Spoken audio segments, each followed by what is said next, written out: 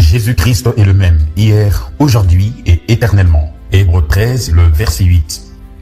Extrait de la lettre circulaire, numéro 33, de janvier 1987. Une nouvelle période. En 1955, une nouvelle période commença pour moi dans le domaine spirituel. Je pris part à Karlsruhe, aux réunions bénies de frère Branham. Les événements auxquels j'assistais pendant une semaine n'étaient en rien inférieurs à ceux du temps des apôtres. Il n'est pas exagéré d'affirmer que le ministère plein d'autorité de cet humble serviteur de Dieu avait une grande analogie avec le ministère de Jésus-Christ. Évidemment, je fus très impressionné et saisi par tout ce que je vis, entendis et vécu. Cependant, je n'en restais pas là. Une voix intérieure me dit: cet homme a reçu un appel extraordinaire auquel est rattachée une mission spéciale. J'avais expérimenté avec des milliers d'autres personnes comment il disait par divine révélation aux malades venus pour la prière tout ce que Dieu lui montrait en vision. Je compris vite qu'il ne pouvait absolument rien savoir de leur vie car ils ne parlaient pas notre langue et n'avaient non plus jamais auparavant visité la Suisse ni l'Allemagne. J'expérimentais là pour la première fois le fait que Dieu lit dans la vie et dans le cœur de chacun en particulier comme dans un livre ouvert. Au vrai sens du terme, nous avons expérimenté, par le moyen de ce ministère auquel nous avons assisté, la même chose qu'il nous est dit du ministère de Jésus-Christ. À l'époque, il dit à Nathanaël, qu'il ne connaissait pas: voici un vrai Israélite en qui il n'y a pas de fraude. Avant que Philippe t'eût appelé, quand tu étais sous le figuier, je te voyais. Jean 1er, les versets 48 et 49. À Philippe, le Seigneur avait dit: suis-moi. Et Philippe alla là-bas et dit à Nathanaël: nous avons trouvé celui duquel Moïse a écrit dans la loi. Lorsque Philippe eut terminé son récit, Nathanaël lui demanda: peut-il venir quelque chose de bon de Nazareth? Philippe lui dit: viens et vois. Quelle merveilleuse invitation de la part d'un homme qui s'était mis à suivre Jésus.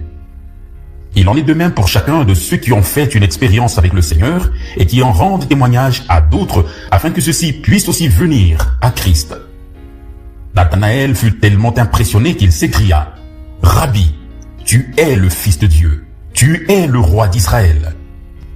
C'était le ministère prophétique de Jésus-Christ qui attirait les uns et repoussait les autres. Les véritables croyants acceptèrent, les autres refusèrent. Lorsqu'André amena son frère à une réunion, le Seigneur dit à Pierre: tu es Simon, le fils de Jonas. Tu seras appelé Céphas, qui est interprété Pierre. Jean 1er, le verset 43. Pierre fut aussi très impressionné de ce que le Seigneur le connaissait et de ceux qu'il connaissait même le nom de son père. C'était le signe distinctif du Messie. Lorsque le Seigneur parla à la femme de Samarie, il lui dit: tu as eu 5 maris, et celui que tu as maintenant n'est pas ton mari. La femme lui dit: Seigneur, je vois que tu es un prophète. Je sais que le Messie qui est appelé le Christ vient. Quand celui-là sera venu, il nous fera connaître toutes choses. Jésus lui dit: je le suis, moi qui te parle. Jean 4, le verset 16 à 26. Celui qui lit les 4 évangiles rencontre continuellement le ministère prophétique de Jésus-Christ. C'est le signe qu'il était bien le Messie.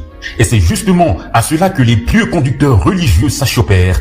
Et ils dirent: celui-ci ne chasse les démons que par Béelzéboul, le chef des démons. C'était grave de dire cela. Mais il est encore plus grave que quelqu'un attribue à Satan l'œuvre de l'Esprit de Dieu qui a été manifestée par le même ministère et de la même manière. En ce temps-là, le Seigneur dit: tout péché et tout blasphème sera pardonné aux hommes, même celui contre le Fils de l'homme. Mais le blasphème contre l'Esprit ne sera pas pardonné. Matthieu 12, le verset 31 et 32. Dans Jean 14, le verset 12, le Seigneur fit la promesse que ceux qui croiraient en lui accompliraient les mêmes œuvres qu'il a faites. Celui qui qualifie l'œuvre de l'Esprit de Dieu comme venant de Satan prononce à l'instant même sa propre condamnation éternelle. Des centaines de milliers de personnes ont expérimenté le don absolument infaillible de discernement et de révélation. Ce sont des choses que l'on pouvait entendre et voir, et qui étaient alors, ainsi dit le Seigneur. À l'origine, les prophètes étaient appelés des voyants. 1 Samuel 9, le verset 9, parce qu'ils recevaient premièrement, et à chaque fois par une vision, ce que Dieu voulait leur montrer. En outre, l'inspiration divine venait pour que le sens de ce qui avait été montré soit reconnu dans sa vraie signification et que l'on sache que c'était le « ainsi dit le Seigneur ». C'est ainsi que la parole fut donnée aux vrais prophètes. C'est ainsi également que Jésus accomplit son ministère comme Fils de l'homme. Il dit « En vérité, je vous dis, le Fils ne peut rien faire de lui-même, à moins qu'il ne voie faire une chose au Père. » Jean 5, le verset 19. C'est exactement cela que vécurent d'innombrables personnes durant de nombreuses années au travers du ministère de Frère Branham. Après la prédication et l'appel à l'autel, il priait pour les malades, que ce soit aux États-Unis, au Canada, en Europe, en Asie ou en Afrique, sans distinction de race, de peuples ou de langue.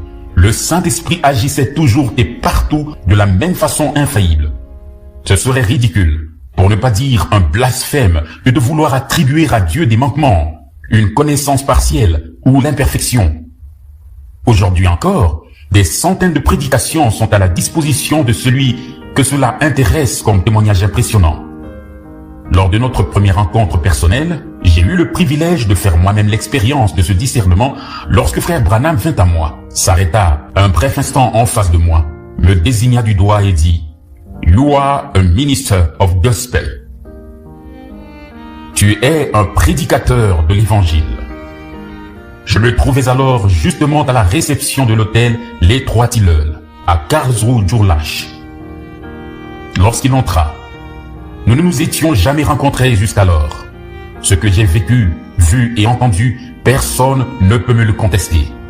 En juin 1958, pendant la conférence de Voice of Healing à Dallas, au Texas, à laquelle prirent part une centaine d'évangélistes, je reconnus soudain et comme par une révélation que le ministère prophétique de Frère Branham, du point de vue biblique, se différenciait de tous les autres. Je sus à partir de ce moment qu'il avait non seulement une vocation particulière, mais il avait une mission en rapport direct avec l'histoire du salut. À partir de ce moment, je reçus chacune de ces prédications données à Jeffersonville en Indiana et pus ainsi participer à l'évolution et au développement spirituel en cours. Je tenais absolument à savoir ce qu'il croyait et enseignait, car je voyais que Dieu était avec lui.